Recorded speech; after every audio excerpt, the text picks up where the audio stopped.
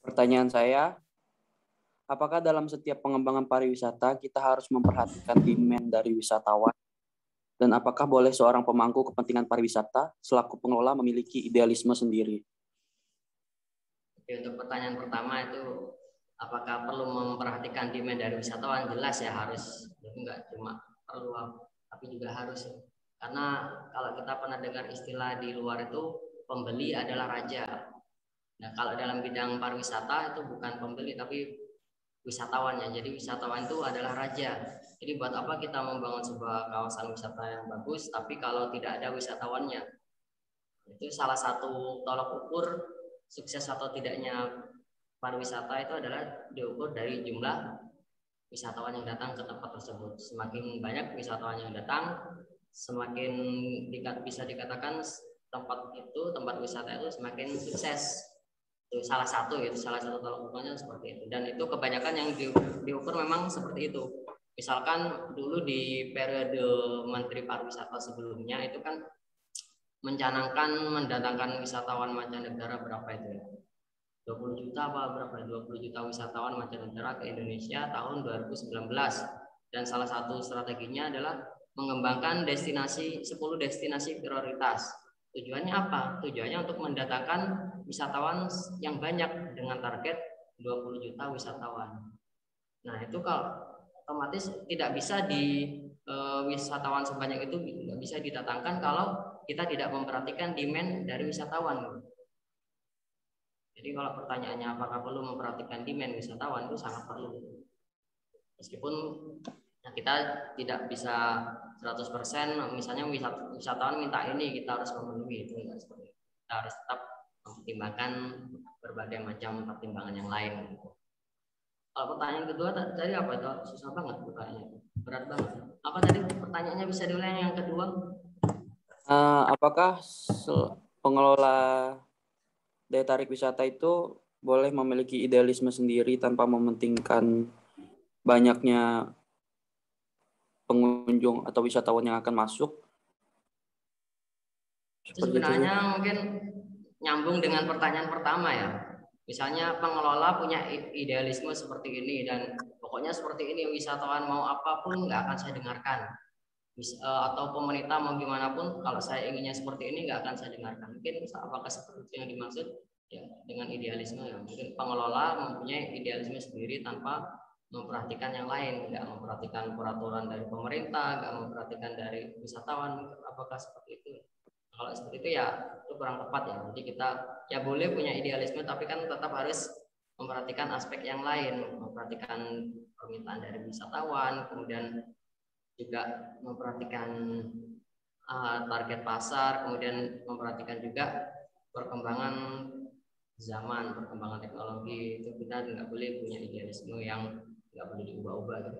Pokoknya karena yang namanya zaman itu terus berkembang, terus berubah, idealisme kita tidak boleh mengedepankan idealisme kita sebagai pengelola wisata atau perencana pariwisata.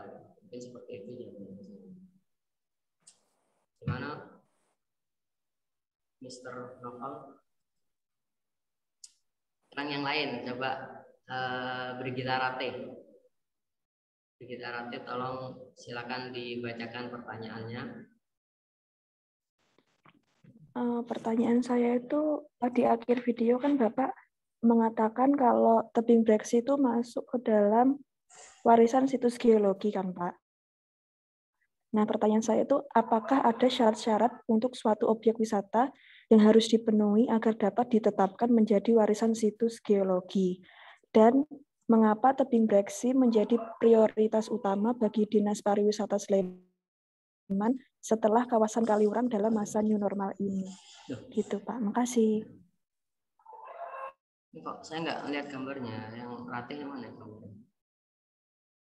Kameranya aktif nggak? Pak, saya di sini Pak. Di mana? Nggak tahu Pak, tapi kalau saya di awal di sebelahan sama Pak Andi. Yang nomor 1 ini Siti Robiatul, kemudian ada Naufal. Oh ini ada.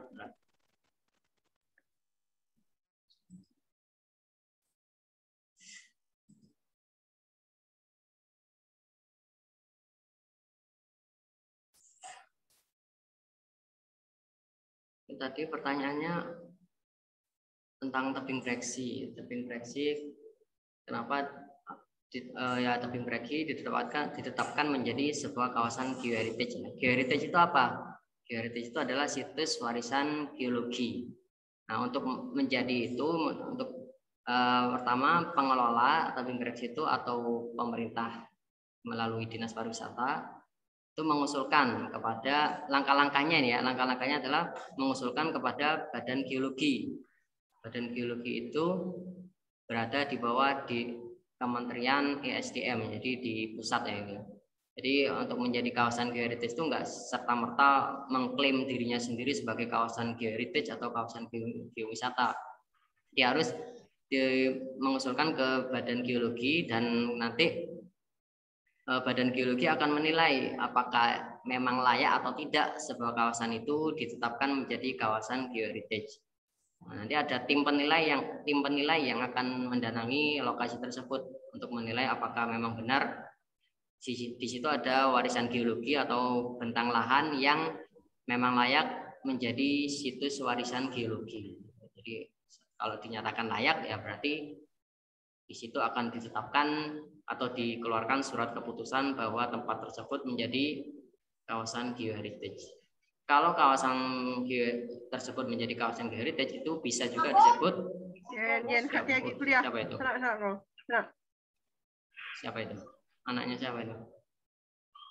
Anaknya Ratih? Bukan Pak, adiknya Tia mungkin. Oh iya. Ya seperti sampai mana tadi? Ya gitu ya. Jadi sebuah kawasan atau sebuah tempat itu bisa menjadi sebuah kawasan geoheritage kalau diusulkan kepada Badan Geologi yang berada di bawah Kementerian ESDM, dan kemudian ada tim penilai yang akan melakukan penilaian ke sana dan apakah memang layak atau tidak tempat itu menjadi kawasan geoheritage. Kalau memang layak, ya di sana kemudian akan dikeluarkan SK surat keputusan dari Kepala Badan Geologi yang menetapkan kawasan itu menjadi kawasan geoheritage. Dan kalau kawasan itu menjadi kawasan geoheritage itu bisa ditetapkan menjadi kawasan geowisata. Di kawasan geowisata itu enggak cuma mengklaim dirinya sebagai kawasan wisata, enggak ya. Karena ada beberapa tempat yang untuk misalnya ada di mana itu ya, mengklaim diri sebagai kawasan ekowisata. Tapi apakah benar itu kawasan ekowisata? Belum tentu. Bisa jadi itu hanya pengelolanya aja yang mengklaim tempat itu sebagai kawasan ekowisata. Padahal kalau ditelaah, diteliti lebih jauh, apakah ada unsur-unsur ekowisata di sana? Kalau ternyata tidak, ya berarti itu bukan kawasan ekowisata. Jadi untuk menjadi kawasan ekowisata itu kemungkinan juga membutuhkan SK penetapan dari dinas-dinas terkait atau dari pemerintah setempat. Itu jawaban dari saya, Mbak. Jadi, apakah sudah menjawab pertanyaannya? Berarti syarat-syarat biar bisa dijadikan warisan situs geologi itu tergantung dari dinas yang menetapkan gitu, Pak? Bukan dari dinas, itu dari pusat. Badan geologi itu ada di pusat, di bawah Kementerian ESDM. Iya, maksudnya itu. Tergantung di sana apakah ada warisan geologi atau warisan tentang alam yang memang layak untuk ditetapkan menjadi situs warisan geologi atau tidak. Kalau di tebing breksi itu kan memang itu dulu itu kan ada sebuah tebing atau sebuah bukit itu yang merupakan bukit kapur, dan itu memang layak menjadi situs warisan geologi. Kemudian selain tebing breksi ada juga lava bantal yang lokasinya nggak terlalu jauh dengan tebing breksi itu. Lava bantal itu juga menjadi kawasan geoheritage, sudah ditetapkan hampir bersamaan dengan tebing breksi itu penetapannya. Jadi karena di sana ada itu ya bekas-bekas lava dari gunung api purba, gunung api pada zaman dulu meletus, kemudian sisa-sisa lavanya itu sekarang membeku di sekitar lava bantal, di sekitar sungai itu, dan sekarang membentuk seperti bantal sehingga dinamakan lava bantal. Dan itu sekarang menjadi situs warisan geologi, sehingga tempat tersebut menjadi kawasan geoheritage. Kalau kawasan itu menjadi kawasan geoheritage, itu juga bisa kemudian ditetapkan menjadi kawasan geowisata. Tapi untuk menjadi kawasan geowisata itu harus ada beberapa unsur tambahan, enggak cuma unsur geoheritage saja. Terus ada beberapa unsur tambahan yang lain yang itu akan kita bahas lebih lanjut pada pertemuan yang akan datang tentang geowisata ini. Pokoknya geowisata itu berhubungan dengan geoheritage. Seperti itu. Sekarang siapa lagi yang mau mengajukan pertanyaan?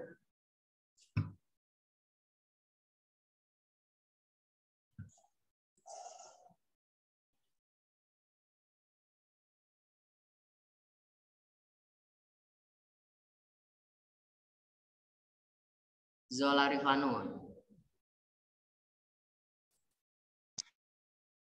Ya, baik Pak. Terima kasih. Assalamualaikum warahmatullahi wabarakatuh. Waalaikumsalam warahmatullahi wabarakatuh. Sebenarnya pertanyaan sebenarnya saya sudah pernah tanyakan di komentar Bapak, di komentar di YouTube Bapak mengenai supply and demand. Karena hal tersebut pernah juga dosen mengatakan bahwa mengenai duluan mana sih antara demand dan supply itu. Ada dosen yang satunya ini dia mengatakan bahwa yang duluan itu adalah demand gitu.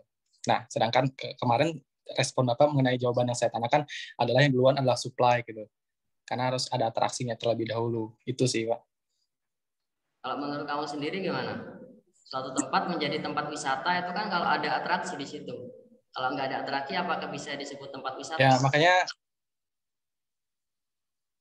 ya kata dosen yang satu itu dia mengatakan bahwa sebelum dia jadi tempat wisata, itu dia bukan tempat wisata terlebih dulu, tapi potensinya aja dulu sebelum dia dijual ke masyarakat. Jadi bukan dalam bentuk wisata, tapi dalam bentuk potensi aja masih. Itu sih saya mendapat alasan dari dosen yang selalu itu. Cuman saya menganggap juga bahwa saya lebih ke pemikirannya lebih ke supply dulu gitu. Karena kita nggak pernah tahu gimana wisatawan bisa tahu bahwa sedangkan kita nggak punya produknya sendiri gitu. Harusnya kan kita tawarkan produknya, setelah kita tawarkan produknya baru kita dapat feedback dari orang yang kita tawarkan tersebut, baru kita tahu ini permintaan gitu. Jadi kan ada sesuatu yang bisa kita ubah atau bisa kita rubah konsepnya. Itu sih saya lebih condong ke supply dulu baru demand gitu. Iya, jadi potensi wisata itu kan juga bagian dari komponen supply juga kan.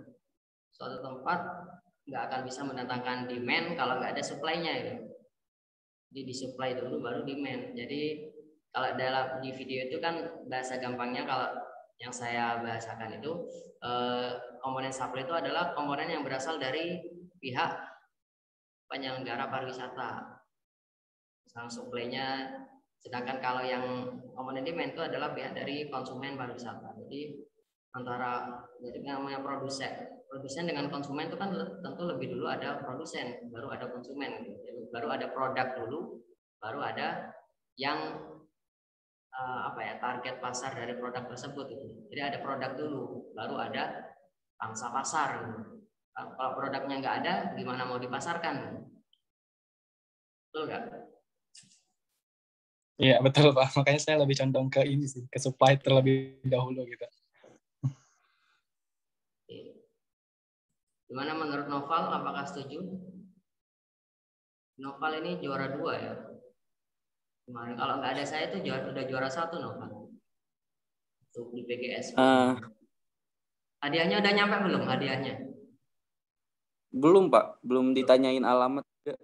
Kan waktu ngisi form itu udah ngisi alamat kan? Nggak ada Pak, cuma nomor sama HP sama. Iya.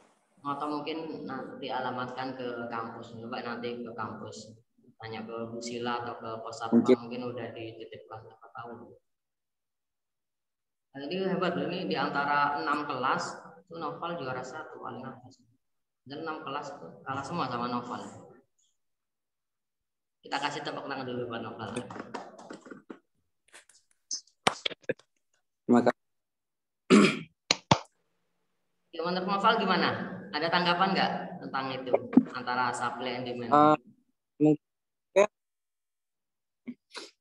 kalau berbicara sama dosen yang satunya, mungkin pandangan dosen tersebut ketika belum ada supply gitu, dari demand itu bisa menciptakan supply gitu loh Pak. Misal ada banyak permintaan di suatu tempat gitu, nanti pihak pengelola gitu menyediakan supply-nya gitu berdasarkan demand yang ada terlebih dahulu.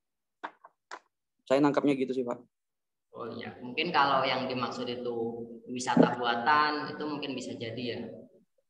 Iya, Misalkan, seperti itu mungkin. Misalkan di suatu tempat, di suatu daerah, mayoritas penduduknya itu menginginkan ada wisata ini. Nah, kemudian pemerintah berusaha mewujudkan hal tersebut. Iya. Nah, itu bisa jadi kalau itu wisata buatan. Tapi kalau ada wisata alam, wisata budaya, itu nggak bisa. Ya, seperti itu. Betul nggak? Gimana menurut Papa Zola? Papa Zola?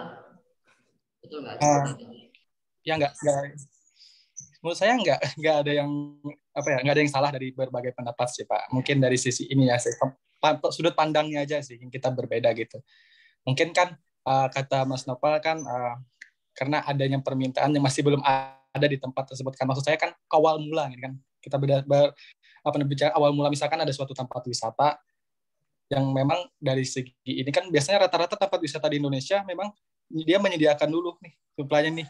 Dia lihat dulu berapa sejauh perkembangannya gimana, apakah ada semacam peningkatan, terus ada apakah ada yang kurang atau gimana, terus dia ambil dari situ saran dan kritikan dari masyarakat, baru dia ciptakan lagi produk-produk baru dari situ.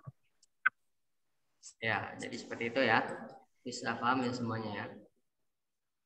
Atau mungkin ada yang lain mau menanggapi juga?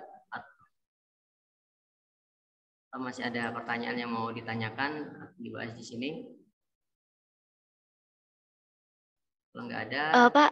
Ya silakan. Siapa itu? Elizabeth, Pak. Elizabeth Tarigas. Iya. Ya. Jadi Pak, oh iya. Silakan. Aduh.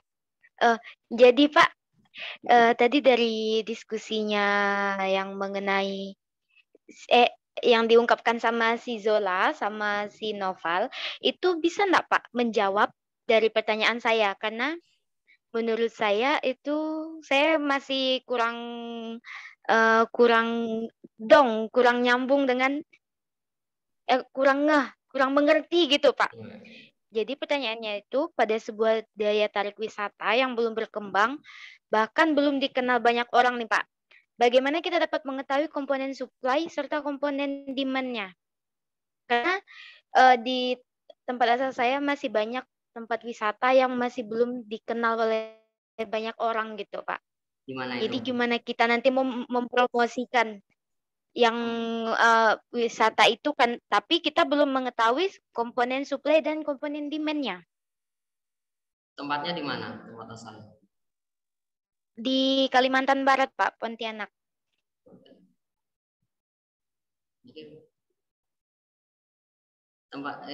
Pertanyaannya gimana tadi? Jadi pertanyaannya itu, pada sebuah daya tarik wisata yang belum berkembang, bahkan belum dikenal banyak orang, bagaimana kita dapat mengetahui komponen supply serta komponen demand-nya, dan bagaimana kita akan mempromosikan tempat wisata tersebut. Nah, ini harus buka materi lagi ini. Apa yang dimaksud komponen supply, apa yang dimaksud komponen demand. Jadi kan komponen supply itu kan yang bisa dinamakan produk wisata ya. Produk wisata itu ada 3. Ada yang mengatakan 3A, ada juga yang mengatakan 4A, ditambah dengan apa lagi satunya, atraksi, aksesibilitas, dan amenitas, dan satu lagi ada yang mengatakan apa itu? Ancillary service. Iya, ancillary service itu ya, itu kelembagaan ya, atau pelayanan dan kelembagaan. Tapi secara umum 3 itu sih sudah cukup dikatakan sebagai produk wisata, mulai dari atraksi. Nah, kalau misalkan suatu tempat wisata itu ya mungkin dilihat potensi wisatanya itu apa yang bisa dijual, yang bisa dijadikan produk kepada wisatawan. Misalkan wisata alamnya itu apa, apakah gunung atau pantai. Nah itu kan ada produk wisata di sana, ada produk yang bisa dijual kepada wisatawan. Nah itu yang dinamakan komponen supply. Kemudian selain itu juga harus ada aksesibilitas. Aksesibilitas itu harus, kalau misalkan belum ada ya harus dibangun. Kalau misalkan belum ada akses ke sana atau aksesnya masih susah untuk menuju ke tempat tersebut ya harus dikembangkan, harus dibangun ya aksesnya itu. Kemudian dibangun pula amenitas di sekitarnya, misalkan minimal ya seperti tempat jualan atau mungkin penginapan, itu kan juga bagian dari amenitas. Jadi itu yang dinamakan komponen supply itu atau yang disebut produk wisata ya 3 itu yang utama. Kalau yang dinamakan komponen demand itu ya wisatawannya itu sendiri. Jadi setelah ada produk wisata, kemudian wisatawan akan datang.